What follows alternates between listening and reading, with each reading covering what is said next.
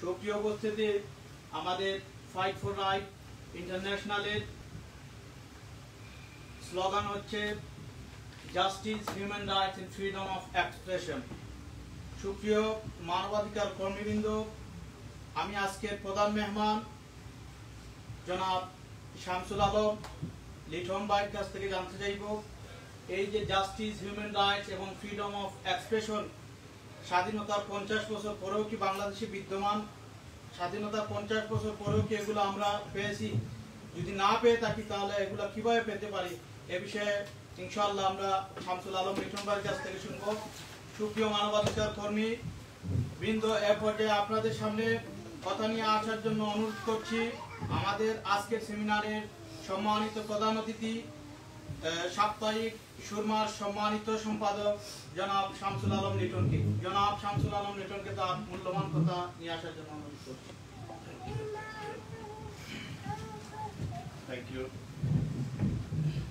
Fight for Rights International আয়োজিত আজকের সেমিনারের সম্মানিত সভাপতি জনাব রায়হানুদ্দিন, সেক্রেটারি বরহানুদ্দিন চৌধুরী এবং প্রিয় সংগঠকবৃন্দ, আজকের অনুষ্ঠানের সম্মানিত অতিথিবৃন্দ যারা প্রত্যেকেই তাদের নিজ নিজ ক্ষেত্রে লিজেন্ড। ফেরদৌস আপা 71-এর যে প্রবাসের ভূমিকা, সেই ভূমিকা বলতে গেলে কয়েক ঘন্টা সময় লাগবে। মেজর সিদ্দিক একজন মজলুম মানুষ এবং সেনা কর্মকর্তাই শুধু নয়, শান্তিরক্ষী বাহিনীতে তার অত্যন্ত গৌরবোজ্জ্বল ভূমিকা আছে। তিনি বর্তমান ফ্যাসিবাদী শাসনের জাতাকলে তাকে হয়তো গুম করার জন্যই নিয়ে গিয়েছিল, তাকে তুলে নিয়ে গিয়েছিল, তাকে অত্যন্ত মর্মান্তিক মামলায় তাকে দীর্ঘদিন রিমান্ড এবং বিভিন্নভাবে অত্যাচার করা হয়েছে। এবং আজকে এই 3 জন বিশেষ মেহমানের সঙ্গে আমি উপস্থিত হতে পেরে নিজেকে খুবই গর্ববোধ করছি এবং আপনাদের অনেক ধন্যবাদ ফাইট ফর রাইট ইন্টারন্যাশনালকে এই সেমিনারে তাদেরকে আমন্ত্রণ জানানোর জন্য। আর ফেরদৌসী আপার কথাটা আমি বিশেষভাবে এ কারণে বলছি, আজকে আমাদের বোনেরা আছেন, এই যে অ্যাডভোকেট রুকসানা আক্তার, উনি বক্তব্য করেছেন, কিন্তু আমাদের আরও 2 জন বোন আছেন, হাওয়া টিভি যিনি বোন আছেন এবং আরেকজন বোন আছেন। আপনারা হয়তো অবাক হবেন, 71-এ যখন ফেরদৌস আপারা যখন এই দেশে মুক্তিযুদ্ধের সংগঠনে ভূমিকা রাখছিলেন, প্রত্যেকটি ছবিতে দেখবেন অর্ধেকের বেশি অথবা অর্ধেক কিন্তু নারী ছিল। আমি বিভিন্ন ছবিতে দেখেছি এবং আজকে যে শিশুটি আছে ঠিক এমনিভাবে শিশুদেরকে নিয়ে এসছে প্যাম্পার দিয়ে, কারণ এভাবেই তো এটাই আমাদের লাইফ। এবং সেখানে কিন্তু নারীদের অংশগ্রহণ অসাধারণ ছিল। মানুষের এখনকার চেয়ে এখন তো অনেক সাধারণ স্বাভাবিক জীবন, অনেক টেকনোলজি বেজ হয়ে গেছে, তখন কিন্তু আরও অনেক কঠিন ছিল জীবনযাত্রা। সেই জীবনযাত্রায় তারা যে লড়াইটা করেছিলেন এবং তারা তাদের লাইফ অ্যান্ড প্রপার্টি সব কিছুকে রেখেই করেছিলেন, কারণ তারা জানতেন পাকিস্তানিরা বিজয়ী হলে আজকে আপনারা যেমন ভয় ভীতির মধ্য দিয়েই এই আন্দোলনগুলো করছেন, আলোচনাগুলো করছেন, তাদের সামনে ওরকম একটা যুদ্ধংদেহী একটা অবস্থা ছিল যখন তাদের আর দেশে ফেরার কোনো সুযোগ ছিল না। এবং তারা সব কিছু করে, এবং মুক্তিযুদ্ধের এমন কোনো ইতিহাস পাবেন না যেখানে তাদের নাম, তাদের বিভিন্ন ভূমিকার কথা উল্লেখিত নাই। আমি সেই নারীদের প্রতি এবং যারা সংগ্রামী ভূমিকা রেখেছেন সেই 71-এর মুক্তিযুদ্ধের চলাকালে এই বিলাতে, আমেরিকাতে এবং বিভিন্ন দেশে তাদের সবার প্রতি শ্রদ্ধা এবং আমাদের কৃতজ্ঞতা জানাচ্ছি। আজকে 14ই ডিসেম্বর শহীদ বুদ্ধিজীবী দিবস। শহীদ বুদ্ধিজীবীদের প্রতি আজকের ফাইট ফর রাইট ইন্টারন্যাশনাল এই সেমিনার থেকে আমাদের হৃদয়ের অন্তঃস্থল থেকে মহান আল্লাহ রাব্বুল আলমের কাছে আমরা মাগফিরাত কামনা করব এবং আল্লাহ যেন তাদের বেহেশত নসিব করেন। তারা দেশের জন্য তারা জীবন দিয়েছেন। কাদের হাতে জীবন দিয়েছেন? 12 তারিখের পর তো ঢাকা শহর পাকিস্তানিদের হাতে ছিল না, 13 তারিখের পরে আরও ছিল না, 14 তারিখ তো ছিলই না। আজও পর্যন্ত 50 বছরে কোনো স্বাধীন এবং নিরপেক্ষ কোনো কমিশনের মাধ্যমে এর তদন্ত হয়নি। কেন? এই প্রশ্নের মধ্যেই তার উত্তর নিহিত আছে। জহির রায়হান কার হাতে নিহত হয়েছিল, শহীদ হয়েছিল 5ই জানুয়ারি। এই ঘটনার মধ্যেই 14ই ডিসেম্বরের ইতিহাস লুকায়িত আছে। আমি বিস্তারিত যাব না, এগুলো নিয়ে আলোচনার দরকার আছে এবং একদিন নিশ্চয়ই পরবর্তী প্রজন্ম এর মীমাংসা করবে, কারণ 50 বছর খুব বেশি দিনের ব্যাপার নয়। প্রথম এবং দ্বিতীয় বিশ্বযুদ্ধের অনেক ঘটনা এখনও কমিশনের মাধ্যমে, লিগালি হিউম্যান রাইটস বিভিন্ন ইস্যুর মাধ্যমে, আইসিসির মাধ্যমে বিচারগুলো হচ্ছে এবং হবে বাংলাদেশ একদিন। দ্বিতীয়ত, আজকে আমিনুল ইসলাম মুকুলের প্রবন্ধ আপনারা অনেকে পড়ে দেখেছেন, অনেকে খেয়াল করেছেন, অনেকে করেননি। আমি আপনাদের অনুরোধ করব, মুকুল অনেক কষ্ট করে অনেক চমৎকার আর্টিকেলটি উপস্থাপন করেছেন, সেটি যদি এই ফাইট ফর ইন্টারন্যাশনাল প্রকাশ করে দেন তাহলে এটা অনেক ভালো হবে, কারণ এর মধ্যে অনেকগুলো ইনফরমেশন আছে। সেটা সূত্র ধরেই আমি 4-5 মিনিট আমার মূল বক্তব্যটা রাখবো। আমি শামসুদ্দিন ভাই অনেক বয়স্ক মানুষ, উনি যে বলেছেন ওনার এই শেষ মিটিং নয়, আমরা আপনাকে শতায়ু চাই, আপনি আরও দীর্ঘদিন বেঁচে থাকুন। মুক্তিযুদ্ধ চলাকালে ওনাদের মতো অসংখ্য সংগঠক, ওনাদের যে কৃতি ভূমিকা, এই যে উনি বলেছেন টাইমে লিখেছেন, এই সম্মিলিত ভূমিকা নিয়েই কিন্তু আমাদের যুদ্ধ। এবং আমি অনেক বড় বড় নেতাকে দেখেছি, তারা বলেছেন ফেরদৌস আপা শুধু সংগ্রামী করেন নাই, আবার আমরা যখন ওনার বাসায় গিয়ে মিটিং করতে গেছি দেখি খাবার রেডি। মানে আমি জানি না যে সেই সময়ে এই সংগ্রামের মধ্য দিয়ে ফেরদৌস আপা কীভাবে একজন নারী নেত্রীর ভূমিকা, আবার কিভাবে কিচেনের ভূমিকা, মানে এটা তো আমরা চিন্তার অতীত। তা আমরা আসলে বুঝতে হবে যে একটা সংগ্রাম, একটা যুদ্ধে বিজয় এমনি এমনি আসে না। এই মানুষগুলোর অবদান আমাদের, আমরা হ্যাটস অফ বললে কম বলা হবে, আমাদেরকে তাদের জন্য দোয়া করতে হবে। ফেরদৌস আপাকে আপনারা দেখে হয়তো ওনার বয়স অনুমান করতে পারছেন না, কিন্তু সে সময় যদি 20 হয়ে থাকে, আজকে 51 বছর পরে, আপনারা ওনার জন্য দোয়া করবেন, শামসুদ্দিন ভাইয়ের জন্য দোয়া করবেন, ওনারা যাতে শতায়ু হন এবং আমাদেরকে যাতে অনেক কন্ট্রিবিউট করে দেন। ওই সময় যারা রেখেছেন তাদের 80% কিন্তু নাই, তাদের সবার জন্য আমাদের দোয়া করতে হবে। তারা এই মুক্তিযুদ্ধের যে সুবর্ণ জয়ন্তীর উৎসব, আজকে আমাদেরকে জয়ধ্বনির জন্য একটা দেশ উপহার দিয়ে গিয়েছেন, সেই কৃতিত্ব, সেই সম্মান, সেই মর্যাদা আমাদেরকে দিতে হবে। যদিও বাংলাদেশে এখন একজন, এক পরিবার ছাড়া আর কারো মর্যাদা নাই, কিন্তু মানুষের হৃদয়ে, জাতির হৃদয়ে দক্ষিণ এশিয়ার হাজার জাতিগোষ্ঠী আছে, শুধু আমরা বাঙালিদের একটি ওয়ান নেশন স্টেট আছে, নেশন স্টেট। এবং এই নেশন স্টেটের ভিত্তি কাজী মাহমুদুজ্জামানের বাবা আবুল মনসুর আহমেদ। আবুল মনসুর আহমেদ পাকিস্তানের প্রধানমন্ত্রী ছিলেন অল্প কিছু সময়। তিনি বাঙালি জাতিসত্তাকে মুসলিম জাতিসত্তার অস্তিত্বের সঙ্গে মিশিয়ে বলেছিলেন যে বাংলাদেশ, এই পূর্ববঙ্গ এবং বাংলাদেশ যদি তার অরিজিন ফেরত না পায় তাহলে এই রাষ্ট্র কোনোদিন হবে না, এবং রাষ্ট্র হলেও সেই রাষ্ট্র কোনোদিন বেঁচে থাকবে না। এই কথাটিকেই রাজনৈতিকভাবে সঠিক জায়গায় নিয়ে এসেছিলেন, রাষ্ট্রীয়ভাবে প্রতিষ্ঠা করেছিলেন শহীদ প্রেসিডেন্ট জিয়াউর রহমান। কারণ তিনি বুঝতে পেরেছিলেন আমরা যদি 25 বছরের গোলামি চুক্তি আর যদি আমাদের যদি বর্ডার মুছে দেওয়ার যে, তাহলে এরকম অনেক দেশ পৃথিবীতে জন্ম হয়েছে, মুছে গেছে।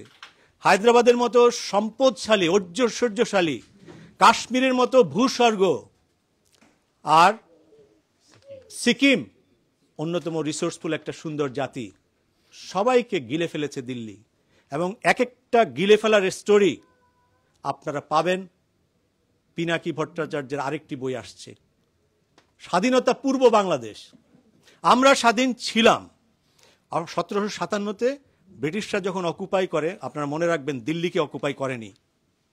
শৌর্য, বীর্য এবং সম্পদে ভরপুর বাংলা, বিহার, উড়িষ্যাকে অকুপাই করেছিল।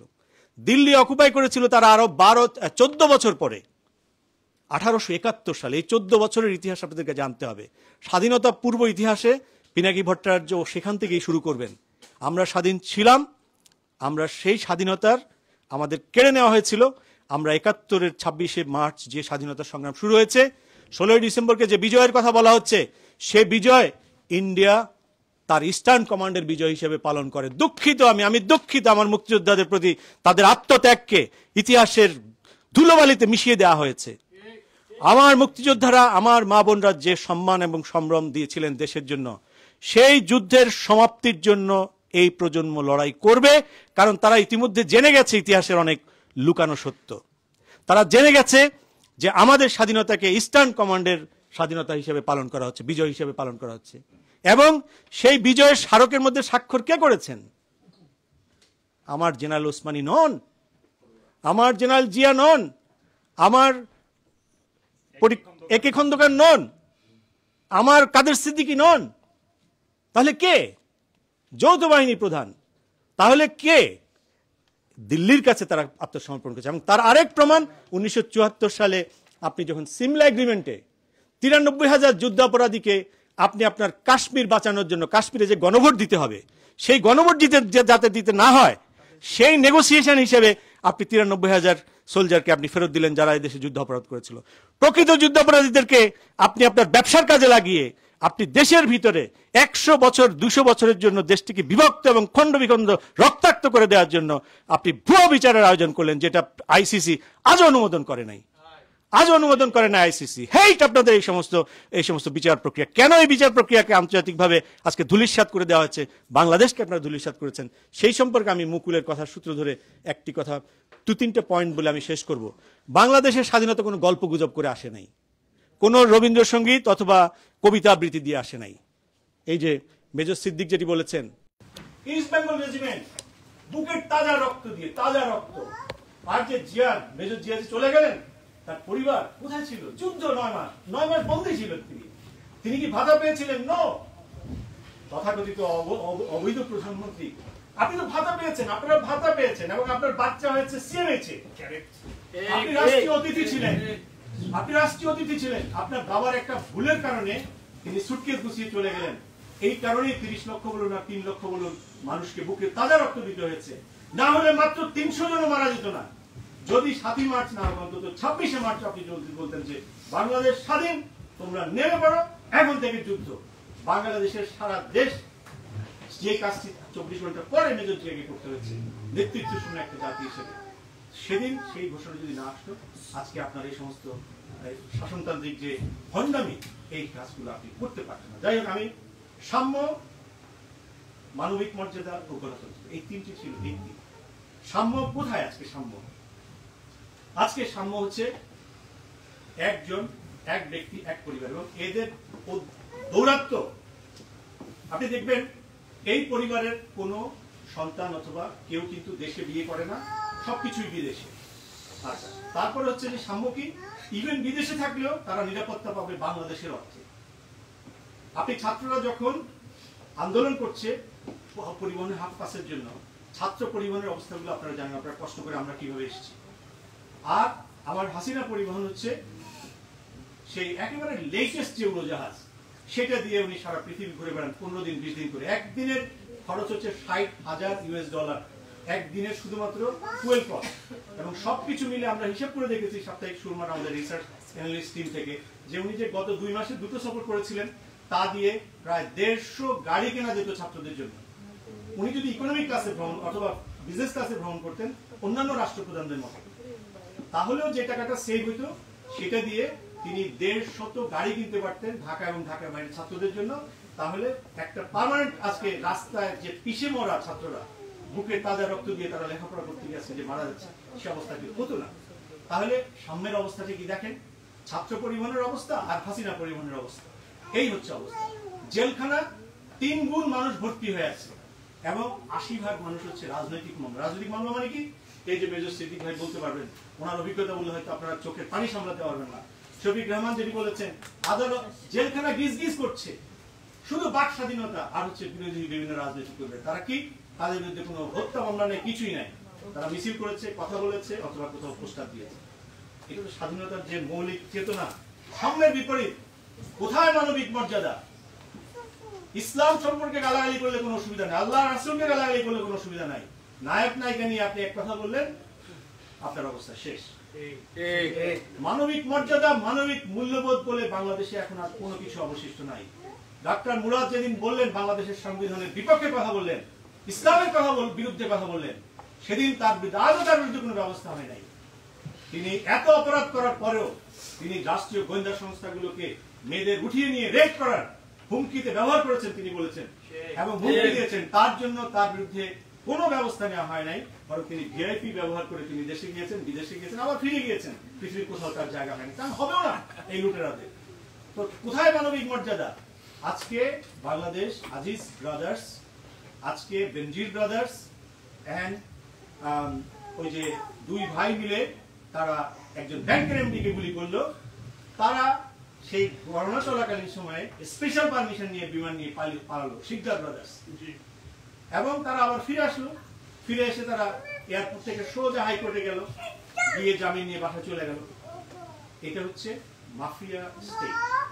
মানবিক মর্যাদা কোনো মাফিয়া স্টেটে থাকতে পারে না। প্রধানমন্ত্রী শেখ হাসিনা, অনির্বাচিত প্রধানমন্ত্রী, তিনি মানবিক মর্যাদার চূড়ান্ত পর্যায়ে যে নিয়েছেন, গত পরশু দিনে মার্কিন যুক্তরাষ্ট্রের নির্দেশনাটি হচ্ছে তার চূড়ান্ত দৃষ্টান্ত। এটি আমাদের স্বাধীনতাকে বুলুণ্ঠিত করেছে। বিশ্বের বুকে বাংলাদেশ রাষ্ট্র যে 3টি মানবিক মৌলিক ইস্যুতে জন্ম হয়েছিল, তার 2টিকে তিনি একদম হেলে পাঠিয়েছেন। আর সর্বশেষ গণতন্ত্র নিয়ে আলোচনা তো অর্থহীন, কারণ 2008 সালের নির্বাচন, যাকে অনেকে হয়তো গ্রহণ করতে চান বিভিন্ন কারণে, সেই নির্বাচন সম্পর্কে আপনাদেরকে একটা তথ্য দেই। সেই নির্বাচনে টোটাল কাস্টেড ভোট আর বুথের সংখ্যা, প্রতি বুথে একজন করে যে ভোট দেয়, ভাগ করলে দেখবেন 10 সেকেন্ডের কম সময় পাবেন, 9.5 সেকেন্ড পাবেন। 9.5 সেকেন্ডের মধ্যে একজন মানুষ ব্যালট পেপার নেওয়া, গিয়ে সিল দেওয়া, তারপর বক্সে ফেলা, নেক্সট টু ইম্পসিবল। একটা মানুষের ভোট দিতে ন্যূনতম 1 মিনিট সময় লাগে। তাতে ওই ভোটে অন্তত 60 থেকে 70% ভোট কোন হিসাব আপনি পাবেন না, কারণ এর ব্যাখ্যাটা দেওয়া আছে প্রণব মুখার্জির বইয়ে। প্রণব মুখার্জি বলে দিয়েছেন সেই নির্বাচনটি কিভাবে হয়েছে এবং কিভাবে সে অ্যাটেন্ডেন্টি করা হয়েছে। সুতরাং 2014 নয়, 2008 সাল থেকেই এই তদন্তগুলো করতে হবে বাংলাদেশের স্বাধীনতার সুবর্ণ জয়ন্তীকে সার্থক করতে। বাংলাদেশের স্বাধীনতার সুবর্ণ জয়ন্তী সাম্য, মানবিক মর্যাদা এবং গণতন্ত্র, এই তিনটি আমাদের যে দেশে যদি পালন করা হতো তাহলে আমরা এখন থাকতাম হাইওয়ে টু হেভেন। আর আজকে এই তিনটি কেড়ে নেওয়ার কারণে একটি জাতি আজকে হাইওয়ে টু হেল হচ্ছে। এখন এই মর্যাদায় আমরা যখন উৎসব করছি একটা অঙ্গীকারে, সেটা হচ্ছে কবি নজরুলের সবকিছু তো মুছে দেওয়া হয়েছে, কিন্তু তোরা সব জয়ধ্বনি কর একটি মাত্র কারণে, সেটি হচ্ছে ফ্যাসিজমের উত্থান এভাবেই হয়। পৃথিবীর সবচেয়ে সভ্য জাতি জার্মানরা তখন শিল্পে, আর্টে, কালচারে সবচেয়ে মর্যাদাবান ছিল। সেই হিটলার নির্বাচনের মাধ্যমে এসে কিভাবে বিশ্বের নৃশংসতম, বিশ্বের সবচেয়ে নোংরা এবং কদাকার জাতিতে পরিণত হয়েছিল, তার কিছু সুবিধাভোগী এবং তার কিছু জেনারেল সিভিল কিছু মানুষের মাধ্যমে, কিছু অমানুষ এবং পশুর মাধ্যমে, ঠিক তেমনি ভাবে বাংলাদেশের প্রধানমন্ত্রী তিনিও বাংলাদেশকে আজকে সেরকমই একটি ফ্যাসিস্ট রাষ্ট্রে পরিণত করেছেন। সুতরাং শপথ তিনি করাবেন। আপনি কিসের শপথ করাবেন প্রধানমন্ত্রী? আপনার হাত তো রক্তাক্ত, আপনি অসংখ্য মানুষকে হত্যা করেছেন। আপনি 28শে অক্টোবর 2006 পল্টন ময়দানে যে 4 জন মানুষকে শহীদ করা হয়েছে লাঠি দিয়ে পিটিয়ে, লগি বৈঠা দিয়ে, সেই লগি বৈঠাটা আপনি নির্দেশ দিয়েছিলেন। আপনার নির্দেশে আপনার হিংস্র বাহিনীগুলো, হিংস্র কুকুরগুলো, সেদিন মানুষরূপী শয়তানগুলো সেদিন রাস্তায় সেদিন পিটিয়ে মেরেছিল। আপনি সেই মামলার আসামি এবং আপনি বলেছেন 111 এর কাজগুলো সব আপনি বৈধতা দিবেন। আপনি কত বড় বিশ্ব মিথ্যুক, এটি হচ্ছে তার প্রমাণ। আপনি সেই হত্যা মামলাটি আপনি এক্সিকিউটিভ অর্ডারে বাতিল করে দিয়েছেন। আপনি বলেছেন 111 এর প্রতিটি কাজ আপনি বৈধ করবেন। 111 এর সরকারই তো আপনার নামে 4টি মামলা, হত্যা মামলা দিয়েছিল। আর আজকে তো আপনার বিরুদ্ধে 804টি মামলা। কারণ আজকে র্যাবের বিরুদ্ধে কিংবা অন্যদের বিরুদ্ধে যে অভিযোগগুলো, এই বাহিনীর কি ক্ষমতা আছে একটা মানুষকে হত্যা করা আমরা সবাই জানি, সারা জাতি জানে, আমেরিকানরা জানে। আমেরিকানরা বাহিনীকে ধরেছে এই কারণে, যেহেতু বাংলাদেশের ইকোনমি ওয়ার্ল্ড ইকোনমির পার্ট এবং ওয়ার্ল্ড ইকোনমি ফেডারেল রিজার্ভের মাধ্যমে ব্যবসা করতে হয়। সুতরাং ট্রেজারিকে ধরা মানে হচ্ছে যে এটা শুরু। আমরা আমেরিকার উপরে ডিপেন্ড করতে চাই না, আমরা আমাদের বাংলাদেশের উপর ডিপেন্ড করতে চাই। সুতরাং শপথ যদি কেউ করাতে হয়, মৃত্যু শয্যা থেকে খালেদা জিয়া শপথ করাবে বাংলাদেশকে। শপথ যদি কেউ করাতে হয়, বাংলাদেশের ইতিহাসের সবচেয়ে, ব্রিটিশ ইন্ডিয়ান ইতিহাসের সবচেয়ে বড় এক্সাইলে থাকা তারেক রহমান করাবে শপথ। শপথ যদি কেউ করাতে হয়, তাহলে সর্বশেষ ডাকসু নির্বাচনে যে ভিপি হয়েছে নূর করাবে, পরবর্তী নির্বাচন না হওয়া পর্যন্ত সেই ডাকসুর ভিপি, সেই তরুণ প্রজন্মের নেতা। শপথ যদি করাতে হয় নূর করাবে। আপনি কে মনে করবেন? আপনার হাত রক্তাক্ত, আপনার হাত শত শত শহীদের রক্ত রক্তাক্ত। আপনাকে জবাব দিতে হবে কোথায় ব্রিগেডিয়ার আজমি, কোথায় ব্যারিস্টার আরমান, আপনাকে জবাব দিতে হবে কোথায় ইলিয়াস আলী। আপনি শপথ তুলে উঠান, আপনাকে 16 ডিসেম্বর জবাব দিতে হবে বাংলাদেশের এই মানুষগুলো কোথায়। আপনি যদি জবাব না দেন, তাহলে আপনার বিচার নয়, আপনার ধ্বংসের জন্য এই প্রজন্ম যা করার তাই করবে। সেই শপথই নেবে 16 ডিসেম্বর 2021। সুতরাং আমি বলবো, শপথ বাংলাদেশের মানুষ করাবে, শপথ বিদেশি কোন শক্তি অথবা তার এজেন্ট করাবে না। আপনি আপনার সমস্ত কর্মের মাধ্যমে প্রমাণ করেছেন আপনি বাংলাদেশের স্বাধীনতার যে 3টি স্তম্ভ, সেই 3টি স্তম্ভের বিরোধী। 3টি স্তম্ভকে আপনি ধ্বংস করেছেন এবং বাংলাদেশ রাষ্ট্রকে অন্যদের কাছে, অন্য এক বা একাধিক দেশের কাছে আপনি বন্ধক দিয়ে বাংলাদেশের উন্নয়ন ব্যবসা করে যাচ্ছেন, যার প্রতিটি ব্যবসায় আগে 10%, 5%, 2%-এর কথা শুনতাম, আপনি 99% ব্যবসা করছেন। কারণ এই দেশের প্রতি আপনার কোনো কমিটমেন্ট অতীতেও ছিল না, বর্তমানেও নেই। না হলে আপনি জোর করে জগদ্দল পাথরের মতো 13 বছর ক্ষমতায় এভাবে জাতির উপর চাপিয়ে বসে থাকতে পারেন না। আপনার শপথকে আমরা ঘৃণা করে প্রত্যাখ্যান করছি।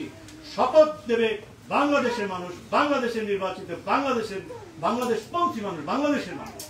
আপনাকে আজকে ফাইট ফর রাইট ইন্টারন্যাশনাল যে কাজটি করছে, এই কাজটি মেজর সিদ্দিক বলেছেন সারা পৃথিবীতে সকলের মধ্যে ছড়িয়ে গেছে। আজকে বাংলাদেশের মানুষের ভিতরে বিদ্রোহ কিভাবে দাও দাও করে জ্বলছে সেটি টের পাওয়ার জন্য সব ঘটনা দেখেন না? কোথায় কিভাবে ছেলেমেয়েরা সব পতাকা নিয়ে দৌড়াচ্ছে, বিদ্রোহ করছে, কি দেখছে? আপনি যখন কোনো কথা বলছেন তার নিচে কমেন্টগুলো দেখেন। ডয়েশে বেলে, আল জাজিরা যে সমস্ত খবর করছে অথবা তার কমেন্টগুলো দেখেন, সেখানে কি অবস্থা। আর যেখানে আপনার পক্ষে একটি এই অবৈধ সরকারের পক্ষে একটি কথা বলা হয়, সেই কথার আইডিতে গেলে দেখা যায় যে এগুলো হচ্ছে ফেক আইডি, ডিটেইল নাই। এতেই তো অনির্বাচিত প্রধানমন্ত্রী আপনার টের পাওয়ার কথা। You are no more, you are already গন।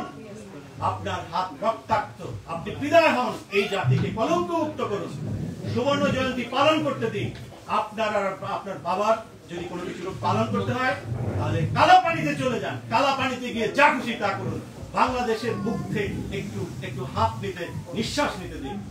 আমি ফাইট ফর রাইট ইন্টারন্যাশনালের বিজয় এবং তরুণ প্রজন্মের বিজয়, বাংলাদেশের তরুণদের বিজয়, এই বিলাতের যে মুক্তিযুদ্ধ, বিলাতের মুক্তিযোদ্ধাদের সঙ্গে আজকে এই কথাগুলো বলতে পেরে আমার মনে হয়, এবং আমাদের এই তরুণদের বিজয়, বাংলাদেশের বিজয় চূড়ান্ত বিজয় না হওয়া পর্যন্ত অব্যাহত থাকবে সে আশা করি। এবং পিন্ডির কাছ থেকে বাংলাদেশ যেভাবে তার স্বাধীনতা এনেছিল, দিল্লির কাছ থেকেও অচিরেই তার চূড়ান্ত স্বাধীনতা আনতে সক্ষম হবে বলে আমি বিশ্বাস করি। ধন্যবাদ।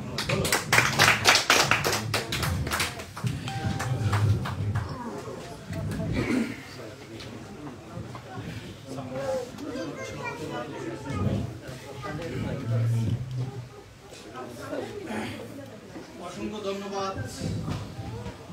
আজকের এই সেমিনারের প্রধান অতিথি জনাব শামসুল আলম ভাইকে তার অত্যন্ত সুন্দর, ইনফরমেটিভ এবং উপদেশমূলক কথা বলার জন্য। আমরা শামসুল আলম লিটন ভাই সহ আজকের মেহমানরা যে ইনফরমেটিভ কথা রেখেছেন, এই কথার আলোকে আমরা আমাদের আগামী পথ চলার জন্য চেষ্টা করবো ইনশাআল্লাহ। সুপ্রিয় উপস্থিতি,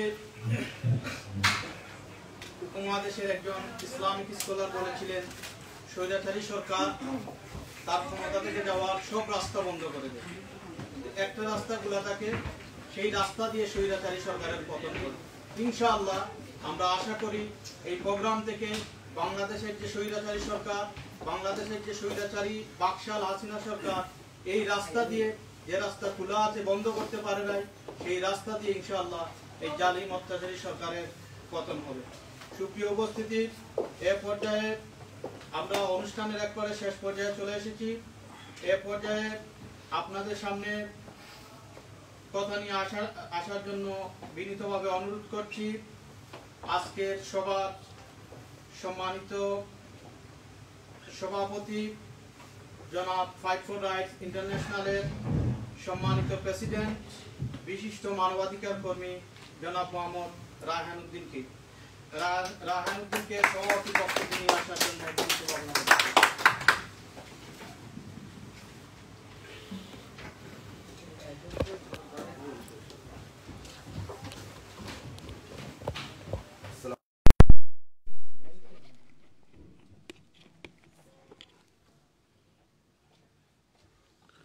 ফাইট ফর রাইট ইন্টারন্যাশনাল আয়োজিত আজকের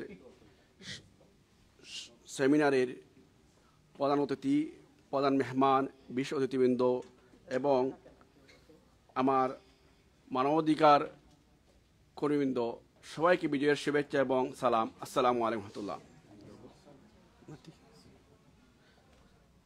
আজকে 16ই ডিসেম্বর মানে হচ্ছে স্বাধীন আকাশের মুক্ত পাখির মতো উড়ে বেড়াবার দিন। এই যুদ্ধ ছিল অন্যের বিরুদ্ধে ন্যায়ের পক্ষে, বুড়ে অধিকার আদায়ের সংগ্রাম, অনেকের ত্যাগের বিনিময়ে আমরা পেয়েছি যে বিজয়, সেই বিজয়ের স্বাদকে আমরা বুক করতে পেরেছি। আজ পর্যন্ত আমরা সেই স্বাদ বুক করতে পারিনি। কি জন্য? আমরা সবাই জানা আছে, মানুষের সত্যিকারে বুক করতে পেরেছি আজ বিজয়ের 50 বছর পেরিয়ে গেল, আমরা আমাদের বাংলাদেশের স্বপ্নের বাংলাদেশ গড়ে তুলতে পারিনি। মুক্তিযুদ্ধের মর্মকথা হলো যে গণতন্ত্র, যে গণতন্ত্র হলো ন্যায়পরায়ণতা, নাগরিকদের সমতা। আজ আমাদের গণতন্ত্র অনিশ্চিত, আজ আমাদের প্রতিষ্ঠানগুলো দুর্বল, সংবাদ মাধ্যমের স্বাধীনতা সীমাবদ্ধ। আমাদের বিজয় সেদিন হবে যেদিন মুক্তিযুদ্ধের চেতনাকে আমরা কাজে লাগিয়ে বর্তমান প্রজন্মকে কাজে লাগাতে পারবো। বর্তমান প্রজন্মের তরুণরা বাংলার 20 কোটি মানুষের মুখে হাসি ফোটাতে পারবে। মানুষের মুখে সেদিন থাকবে না কোনো দুর্নীতি, থাকবে না কোনো অশিক্ষিত মানুষ, থাকবে না অনাহারী। পৃথিবীর মানচিত্রে লাল সবুজের পতাকা বাংলাদেশের গড়ে উঠবে নবজাগরণ উদ্দীপ্ত বাংলাদেশ। আমাদের সকলকে দেশপ্রেমে উদাত্ত আহ্বান জানিয়ে আজকে আমার বক্তব্য এখানে সমাপ্ত করছি। আজকের সেমিনার দোয়ার মাধ্যমে সমাপ্ত হবে। এখন দোয়া পরিচালনা করার আহ্বান জানাচ্ছি আজকের বিশেষ অতিথি মুক্তিযোদ্ধা জনাব সামুদ্দিন স্যারকে।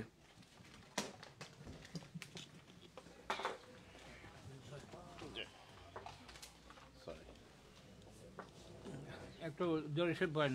আল্লাহুম্মা সাল্লি আলা মুহাম্মাদিন ওয়া আলা আলি মুহাম্মাদিন কামা সাল্লাইতা আলা ইব্রাহিম ওয়া আলা আলি ইব্রাহিম ইন্নাকা হামিদুম মাজিদ।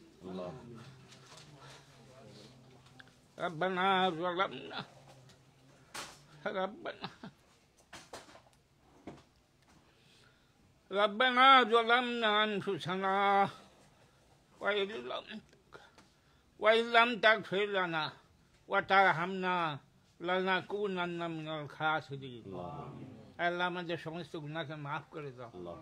আল্লাহ আমাদের জাতির পক্ষ থেকে তোমার কাছে তওবা করতেছি, মাবুদ আমাদের সমস্ত ভুল ত্রুটিকে মাফ করে দাও। আমাদের উপরে তুমি তোমার রহমতের বাড়ির বসায়া আমাদের স্বাধীনতা সার্বভৌমত্ব রক্ষা করার তুমি ফয়সালা করো এবং জালিম সরকারের পতন ফেরাউন এবং নমরুদের মতো নিশ্চিত করে দাও। আয় আল্লাহ, এই যে সব যুবক ভাইয়েরা আজকে এই মহতী সভার আয়োজক, তাদের আমি দীর্ঘায়ু কামনা করতেছি এবং আমাদের সম্মানিত যে সমস্ত অতিথিবৃন্দ, তাদের যে আবেগপূর্ণ মূল্যবান যে সমস্ত উপদেশমূলক কথার জন্য তাদেরকে ধন্যবাদ দিচ্ছি এবং তাদের এই মেহনতকে, তাদের এই উপস্থিতিকে এবং তাদের এই অবদানকে তুমি কবুল করে তাদের প্রজন্মের মধ্যে আয় আল্লাহ তুমি সালাউদ্দিন আইয়ুবী তুমি পয়দা করে দাও এবং বিদ্রোহী কবি নজরুল পয়দা করে দাও। আয় আল্লাহ, আয় আল্লাহ, বাংলাদেশের এতিম 18 কোটি জনতার উপরে তুমি রহম এবং করমের ফয়সালা ফরমাও এবং আমাদেরকে পূর্ণভাবে আমাদের স্বাধীন সত্তা নিয়ে আমাদের ভবিষ্যৎ প্রজন্মকে বাঁচার অধিকার তুমি দান করো। সুবহানা রাব্বিকা রাব্বিল ইজ্জাতি আম্মা ইয়াসিফুন ওয়া সালামুন আলাল মুরসালিন ওয়ালহামদুলিল্লাহি রাব্বিল আলামিন। আমিন। একটা গ্রুপ পিকচার তুলে নেই।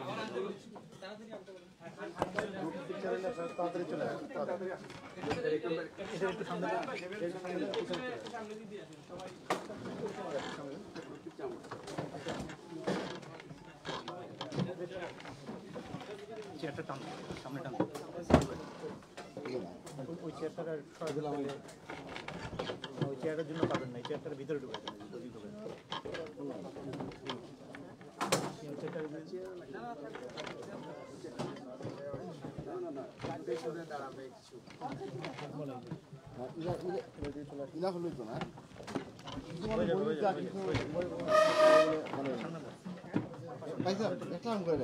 আগে দিলাই বত আর আমরা পিছিয়ে দাঁড়াই।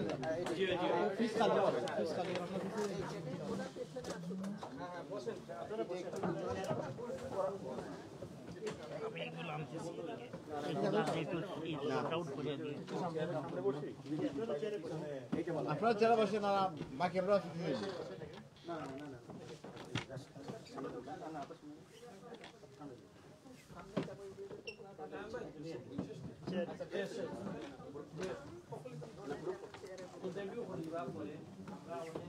চেয়ার ওপেন করে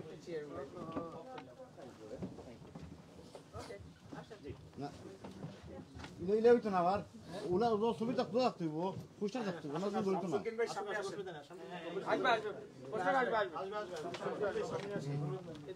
আল্লাহ হইতো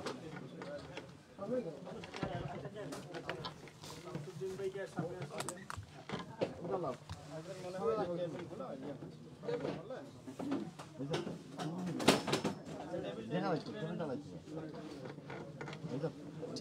টেবিল ওই দিকে পড়ে টেবিল পড়ে না